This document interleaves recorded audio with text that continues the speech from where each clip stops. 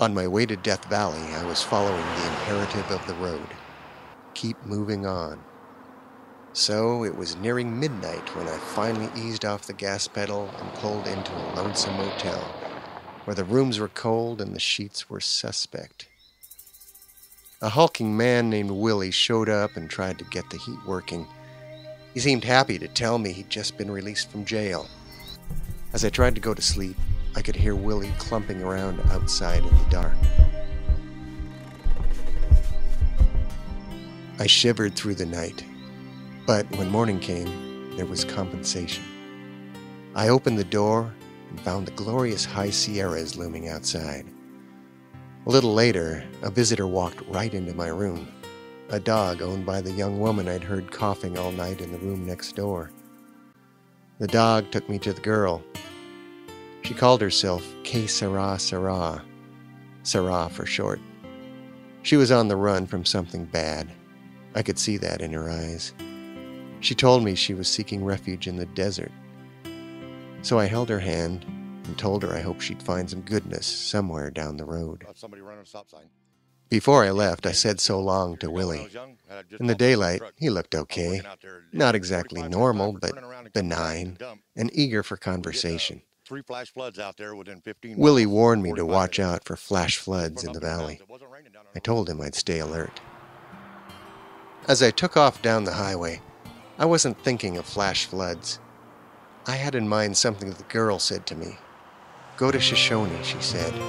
It's a tiny town at the far end of Death Valley with a serenity that's worth the trip. Death Valley. It's a place that reminds you that you don't live in a city or a suburb or a small town. You live on a planet, raw and ancient and empty. It could be Mars. I planted myself in an unremarkable field of rocks and saw remarkable things. Eventually, the imperative of the road said I should keep moving on, and I did.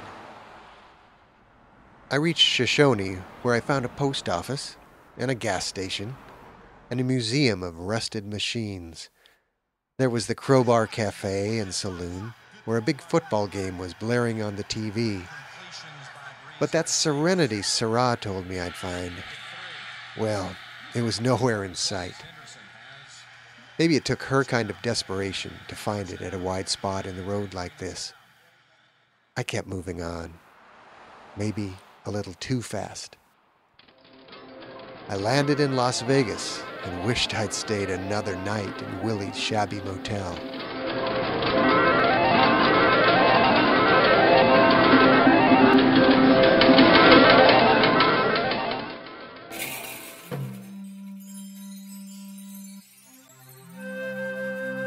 The most intriguing being I met on the road that day wasn't a human.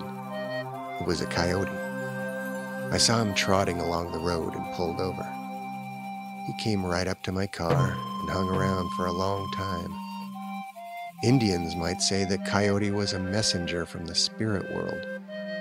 Maybe this coyote was trying to tell me to slow down, to stop a while, to just be in one place and uncover its mysteries. Maybe. I guess I'll never know. I just kept moving on.